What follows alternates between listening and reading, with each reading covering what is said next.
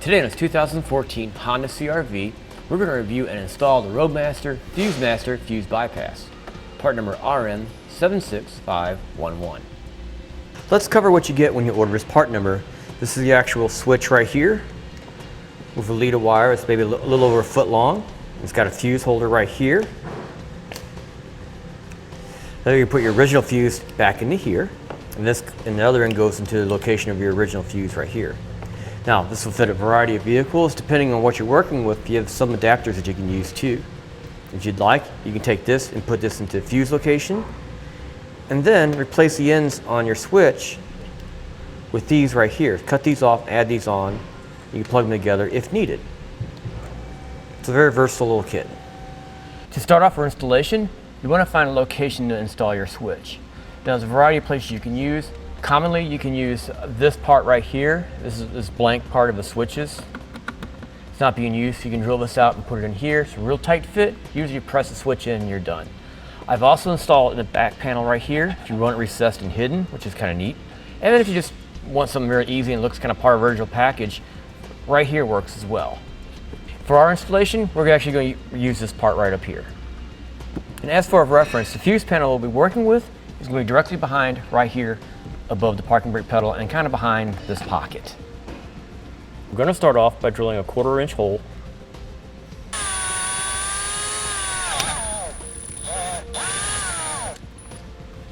We're going to follow that up with 3/4 inch hole saw. You could also use a step bit as well.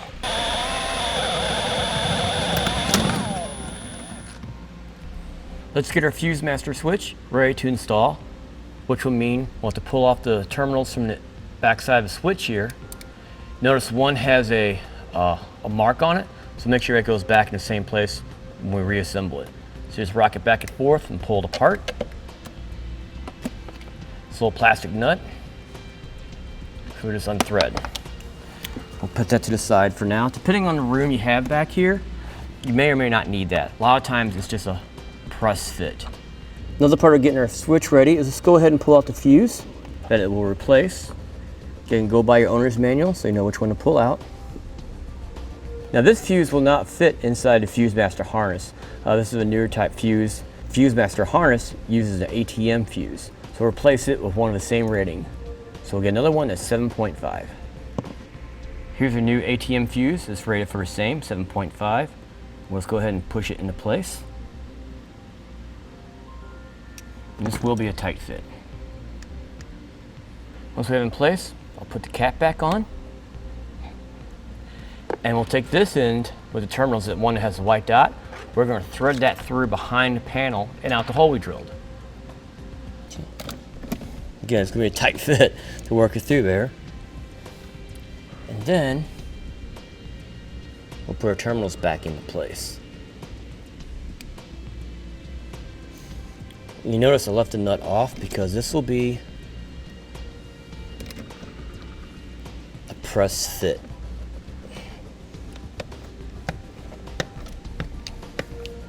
Now, these little tabs are going to go in where the fuse used to be, and it's going to just push right into place. But we are just a little bit short in distance, so I'm actually going to go ahead and replace these ends with the other pieces that come with the kit, and I'll install it using that. Goes right in, which is where the fuse was. And then we'll replace these ends with these terminals and push them into place here. Save as much wire as we can. Strip them back.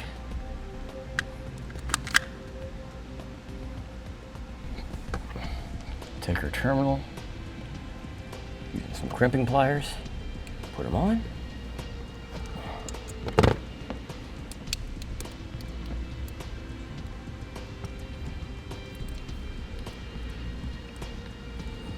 Let's go ahead and take our new ends and put them into our adapter. And in fact, it might be easier to put them on first and then put the adapter in place. Everything's hooked up. Let's go ahead and try it out and make sure everything is working. Turn the key to on position, and we'll go ahead and act if we put it in tow mode, which in this case, we put it in neutral.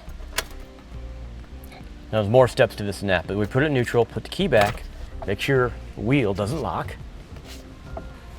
And then if you notice over on the radio here, that's still on, but everything else is off on the car. This is why we want our Fusemaster switch, because that's still drawing power as we go down the road being towed behind the motorhome.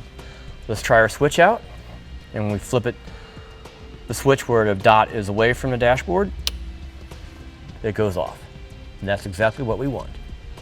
Verified everything works. The last little detail is put on our labels. And that'll finish it for the Roadmaster Fusemaster Fuse Bypass, part number RM76511 on this 2014 Honda CRV.